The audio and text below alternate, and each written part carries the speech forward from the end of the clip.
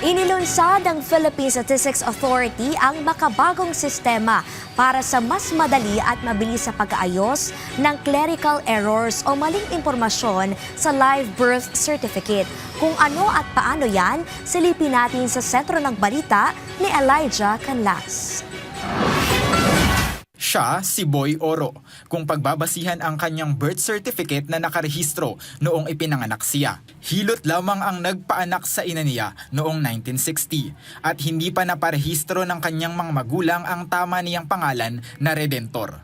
Kaya naman laking tuwa ni Boy na posible na itong mabago at maisaayos. Mahalaga kasi sa panahon natin, sa hirap ng buhay, na isang Pilipinong katulad ko na may hirap, pag kailangan yung pangalan o birth certificate sa mga ayuda, madali kang makakalapit. Sa mga may katulad na kaso, sa loob ng mas pinaikling proseso ay maaari nang ituwid ang mga maling entry sa pangalan, birth date at iba pang kaugnay na impormasyon. Ipinakikilala ng Philippine Statistics Authority o PSA ang Administrative Petition for Correction Automated System o APCAS.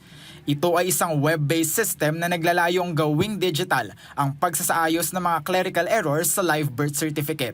Ayon sa kagawaran, mas pinaiksi nito ang dating 12 hakbang sa 6 na hakbang na lamang para sa mas mabilis na serbisyo. Layo ng kagawaran na magkaroon ng integrated at streamlined na proseso gamit ang makabagong teknolohiya. Our vision for our country's civil registration system is to establish a fully integrated end-to-end digital ecosystem that streamlines processes, improves coordination across institutions, and ensure faster, more reliable service delivery.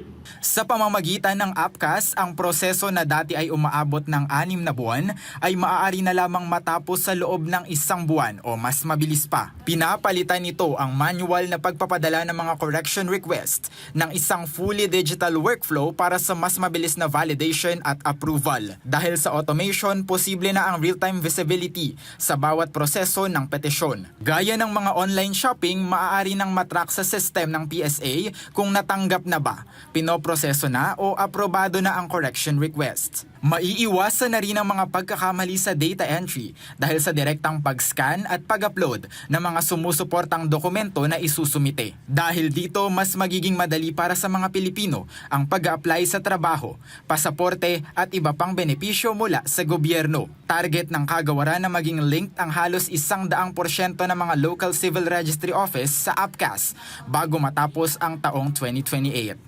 Elijah Canlas para sa Pambansang TV sa Bagong Pilipinas.